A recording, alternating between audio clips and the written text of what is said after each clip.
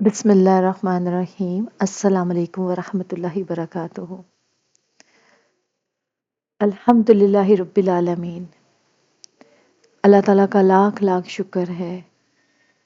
کہ ہمارا وہ رب ہے جو حق کو واضح کرتا ہے،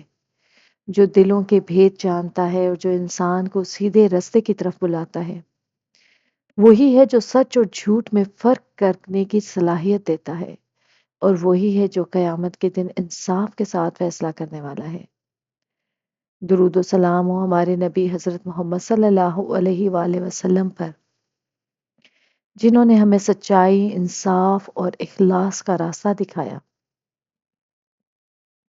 میرے بہنوں اور بھائیوں، آج ہم سورہ البقرہ کی آیات نمبر 111 سے 113 پر غور کریں گے۔ یہ آیات ایک نہایت ہی اہم حقیقت کو بیان کرتی ہیں۔ لوگوں کے جھوٹے دعوے، مذہبی غرور اور ایک دوسرے کے خلاف تعصب۔ کچھ لوگ یہ دعویٰ کرتے تھے کہ جنت صرف انہی کے لیے ہے، حالانکہ ان کے پاس کوئی دلیل نہیں تھی۔ اللہ تعالیٰ ہمیں بتاتے ہیں کہ اصل کامیابی کسی قوم یا نام میں نہیں ہے، بلکہ ایمان اور عمل صالحہ میں ہے۔ پھر اللہ تعالیٰ ہمیں بتاتے ہیں کہ اہل کتاب آپس میں ایک دوسرے کو غلط کہتے تھے، حالانکہ سب کے پاس کتاب موجود تھی۔ یہ ہمیں خبردار کرتا ہے کہ تعصب اور ضد انسان کو حق سے دور کر دیتی ہے۔ تو آئیے ان آیات کے گہرے پیغام کو سمجھنے کی کوشش کرتے ہیں کہ کیا واقعی صرف دعویٰ کافی ہے، یا اللہ کے نزدیک جو اصل معیار ہے وہ کچھ اور ہے۔ اور ویڈیو کو آخر تک ضرور دیکھیں، ضرور سنیں، کیونکہ یہ آپ کی سوچ کو بدل دے گی اور آپ کے ایمان کو مضبوط کرے گی انشاءاللہ۔ تو آئیے ہم شروع کرتے ہیں آیت نمبر 111 سے 113 کا پہلے ہم ترجمہ دیکھتے ہیں، پھر ان کی تفسیر جانتے ہیں۔ اور انہوں نے کہا کہ جنت میں صرف وہی جائے گا جو یہودی یا نصرانی ہوگا۔ یہ ان کی آرزوئیں ہیں۔ کہہ دیجئے، لاؤ تم اپنی دلیل اگر تم سچے ہو۔ کیوں نہیں، بلکہ جس نے اپنا چہرہ اللہ کے لیے جھکا دیا اس حال میں کہ وہ نیکی کرنے والا ہے، تو اس کے لیے اس کا اجر اس کے رب کے پاس ہے، اور انہیں کوئی خوف نہیں ہوگا اور نہ وہ غمگین ہوں گے۔ اور یہودیوں نے کہا عیسائی کسی چیز پر نہیں، اور عیسائیوں نے کہا یہودی کسی چیز پر نہیں، حالانکہ وہ دونوں کتاب پڑھتے ہیں۔ اسی طرح ہم لوگ، جو لوگ علم نہیں رکھتے، انہوں نے بھی ان کے قول سے ملتی جلتی بات کہی۔ پھر قیامت کے دن اللہ ان کے درمیان اس چیز کا فیصلہ فرما دے گا جس میں وہ اختلاف کرتے تھے۔ اب یہاں پہ اللہ تعالیٰ یہود و نصارہ کے بارے میں یہ بیان فرما رہے ہیں کہ وہ اپنے بارے میں کس قدر فریب خوردہ تھے،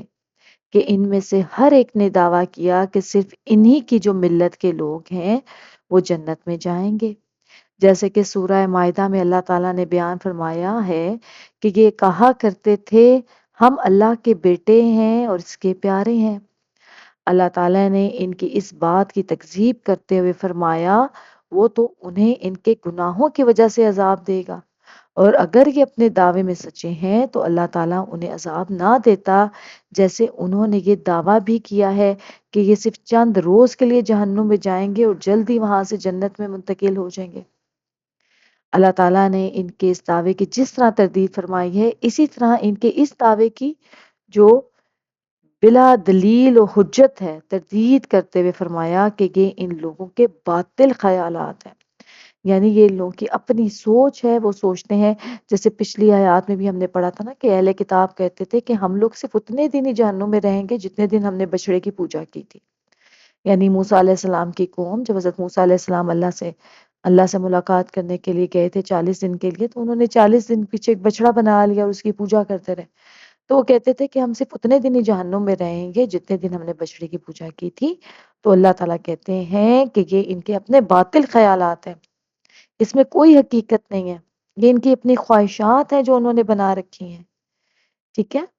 تو اللہ تعالیٰ کہتے ہیں کہ کچھ ہے دلیل آپ کے پاس تو لے کے آؤ، لیکن ان کے پاس تو کچھ نہیں ہے۔ اب یہاں پر اگلی آیات میں اللہ تعالیٰ قبولیت عمل کی شرائط بتا رہے ہیں اور فرماتے ہیں کیوں نہیں بلکہ جس نے اپنا چہرہ اللہ کے لیے جھکا دیا اس حال میں کہ وہ نیکی کرنے والا ہے، یعنی جس نے خالص اللہ وحدہ لا شریک کے لیے عمل کیا، تو یہ آیت جو ہے اسی طرح ہے جیسا کہ فرمایا سورہ ال عمران میں، اے پیغمبر پھر اگر یہ لوگ آپ سے جھگڑنے لگیں تو کہہ دیجئے میں اور میرے پیرو تو اللہ کے فرما بردار ہو چکے۔ اب یہاں پہ کہا جا رہا ہے کہ جس نے اللہ کے لیے اپنے دین کو خالص کر دیا، پھر وہ رسول صلی اللہ علیہ وسلم کا بھی ان کی بھی سنت پر عمل کرنے والا ہو تو عمل جو ہے وہ قبولیت کے قبول ضرور ہو جاتا ہے۔ یاد رکھیے قبولیت کوئی بھی عمل جو بھی آپ کر رہے ہیں،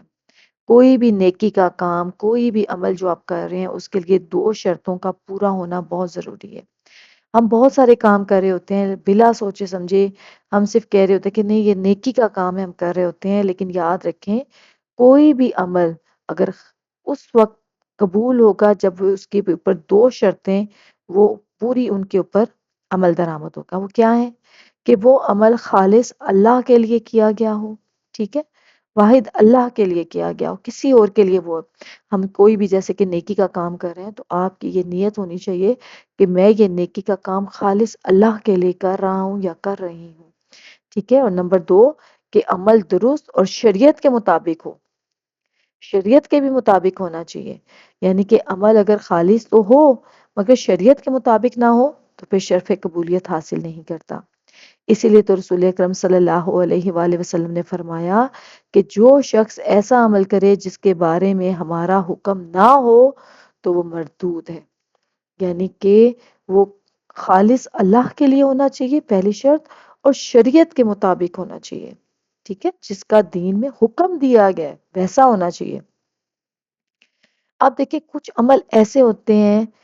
فرض کریں کچھ ایسے عمل کر لیے جاتے ہیں، فرض بھی کر لیا جائے کہ وہ اخلاص کے ساتھ سر انجام دیے گئے ہیں، پھر بھی وہ قابل قبول نہیں ہے، آپ کی نیت خالص تھی، آپ نے سب کچھ کیا، ان کے اعمال صرف اسی وقت قبولیت کا درجہ حاصل کریں گے جب وہ رسول اکرم صلی اللہ علیہ وسلم کی اتباع کریں گے، جن کو ان کے لیے بلکہ تمام کائنات انسانی کے لیے معبوس فرمایا گیا ہے۔ اور ان جیسے لوگوں کے بارے میں اللہ تعالیٰ نے فرمایا ہے سورہ فرقان میں، اور جو انہوں نے عمل کیے ہوں گے ہم ان کی طرف متوجہ ہو کر ان کو اڑتا پراگندہ گرد و غبار بنا دیں گے، یعنی کہ بظاہر وہ نیک عمل ہوں گے لیکن ہم کو کیا بنائیں گے، گرد و غبار بنا دیں گے۔ اور پھر فرمایا سورہ نور میں، اور جن لوگوں نے کفر کیا ان کے اعمال کی مثال ایسے ہے جیسے چٹیل میدان میں سراب، پیاسا اسے پانی سمجھے یہاں تک کہ جب وہ اس کے پاس آئے تو اسے کچھ بھی نہ پائے۔ اور فرمایا اس کے ساتھ دوبارہ کہ اس روز کئی چہرے ذلیل ہوں گے، سخت محنت والے تھکے ماندے ہوں گے، دہکتی آگ میں داخل ہوں گے، ان کو گرم کھولتے ہوئے چشمے کا پانی پلایا جائے گا۔ یعنی کہ یہ وہ ان کے بارے میں بات کی جا رہی ہے جن کے عمل بظاہر خالص تو تھے لیکن وہ پھر بھی قبول نہیں کیے گئے کیونکہ وہ شریعت کے مطابق نہیں تھے، درست عمل نہیں تھے۔ اسی طرح اس کے اپوزٹ بھی ہے کہ کچھ جو ظاہری صورت میں تو عمل شریعت کے مطابق ہوتے ہیں، ہم کام کر رہے ہوتے ہیں، لیکن عمل کرنے والے نے اسے اخلاص کے ساتھ اللہ کے لیے سر انجام نہ دیا ہو تو وہ عمل بھی مردود ہوگا۔ اور یہی مطلب اس بات کا کیا ہے کہ اس میں ریاکاری شامل ہوگی، ٹھیک ہے۔ اور یہ حال جو ہے ریاکاری کرنے والوں اور منافقوں کا ہوگا، جیسے کہ ارشاد باری تعالیٰ ہے سورہ نساء میں کہ بے شک منافقین اللہ کو دھوکا دیتے ہیں، وہ انہیں دھوکے میں ڈالنے والے ہیں، اور جب یہ نماز کے لیے کھڑے ہوتے ہیں تو سست اور کاہل ہو کر لوگوں کو دکھانے کے لیے اور اللہ کی یاد نہیں کرتے مگر بہت ہی کم، یعنی کہ وہ جو نماز بھی پڑھ رہے ہوتے ہیں اس میں بھی دکھاوا شامل ہوتا ہے، یعنی بظاہر تو وہ عمل نہیں کر رہے ہیں، نماز پڑھ رہے ہیں، لیکن اس میں کیا ہے، اس میں ریاکاری شامل ہے، ٹھیک ہے، اس میں دکھاوا شامل ہے اور وہ اللہ کو بہت ہی کم یاد کر رہے ہیں۔ اور اسی طرح فرمایا سورہ معون میں، تو ایسے نمازیوں کے لیے خرابی ہے جو نماز کی طرف سے غافل رہتے ہیں، جو ریاکاری کرتے ہیں اور برتنے کی معمولی چیزیں بھی نہیں دیتے۔ اسی لیے تو اللہ تعالیٰ نے فرمایا سورہ کاف میں، تو جو شخص اپنے پروردگار سے ملنے کی امید رکھے، اسے چاہیے کہ نیک عمل کرے اور اپنے پروردگار کی عبادت میں کسی کو شریک نہ ٹھہرائے۔ اور اس آیت کریمہ میں اللہ تعالیٰ نے فرمایا، جہاں پہ اللہ تعالیٰ کہہ رہے ہیں نا کہ کیوں نہیں بلکہ وہ جو شخص اللہ کے آگے گردن جھکا دے اور وہ نیکوکار بھی ہو اور اللہ کا فرمان، تو اس کا صلہ اس کے پروردگار کے پاس ہے، اور ایسے لوگوں کو نہ کسی کا خوف ہوگا اور نہ وہ غمناک ہوں گے۔ اس میں اللہ تعالیٰ نے یہ بیان فرمایا ہے کہ انہیں اجر و ثواب بھی حاصل ہوگا اور وہ ہر قسم کے غم و فکر سے محفوظ ہوں گے، نہ ہی انہیں مستقبل کا کوئی خوف ہوگا اور نہ ماضی کی کسی چیز کے چھوٹنے پر کوئی ملال ہوگا۔ ٹھیک ہے، اور یعنی وہ آخرت میں کسی خوف میں مبتلا نہیں ہوں گے۔ تو یہاں پہ آپ نے کیا کرنا ہے، جو بہت ہی سوچنے کی چیز ہے، بہت ہی دھیان سے، کہ ہم جو بھی کام کر رہے ہیں، آپ نے کوئی بھی نیکی کا کام کرتے وقت یہ نہیں سوچنا کہ بس کرتے جانا ہے، چاہے اس میں آپ کی نیت شامل ہے یا وہ شریعت کے مطابق بھی ہے یا نہیں۔ آپ نے ان دونوں شرطوں کو سامنے رکھ کے کہ آپ نے جو بھی کام کرنا ہے، پہلے تو اس میں خالص نیت ہونی چاہیے، دکھاوا ریاکاری نہ ہو۔ کوئی بھی کام آپ نے نیکی کا کرنا ہے اس میں ریاکاری شامل نہ ہو۔ جب یہ ہو گیا تو دوسری چیز آپ نے دیکھنی ہے کہ کیا وہ شریعت کے عین مطابق ہے یا نہیں ہے، جہاں پہ جیسے اللہ نے ہمیں بتایا ہم ویسے ہی کر رہے ہیں یا نہیں کر رہے۔ تو ان دو چیزوں کو آپ نے ضرور دیکھنا ہے۔ اب اگلی آیات میں یہود و نصارہ کا تنازع جو تھا ان کے آپس میں، ان کے بارے میں یہاں پر اللہ تعالیٰ فرما رہے ہیں، اور یہودی کہتے ہیں کہ عیسائی کسی راستے پر نہیں، اور عیسائی کہتے ہیں کہ یہودی کسی راستے پر نہیں، حالانکہ وہ دونوں کتاب پڑھتے ہیں۔ ٹھیک ہے، تو یہاں سے اللہ تعالیٰ یہود و نصارہ کے باہمی ان کے آپس میں جو تضاد تھا، بغض تھا، عداوت تھی، عناد تھا، اس کو بیان فرما رہے ہیں کہ جب آپ کو پتہ ہے کہ جب ایک وفد نجران آیا تھا مدینہ میں، حضور پاک حضرت محمد صلی اللہ علیہ وسلم کی خدمت میں حاضر ہوا تھا، یہ نصارہ کا ایک وفد تھا، اور اس میں 70 جو لوگ شامل تھے، اور وہ آپ کی خدمت، یہ بہت ایک مشہور وفد تھا، نجران، اس کو وفد نجران بولا جاتا ہے، اور یہ حضور پاک صلی اللہ علیہ وسلم کے پاس آئے تھے۔ تو اب کیا ہوئے، جب وہ آئے تو ان کے پاس یہودیوں کے علماء بھی آ گئے، اور انہوں نے رسول اکرم صلی اللہ علیہ وسلم کے پاس آپس میں نا لڑائی جھگڑا شروع کر دیا۔ تو یہاں پر ایک یہودی تھا، وہ کہنے لگا کہ تم راہ راست پر نہیں ہو، نیز اس نے حضرت عیسیٰ علیہ السلام اور انجیل کے ساتھ کفر کا اظہار بھی کیا۔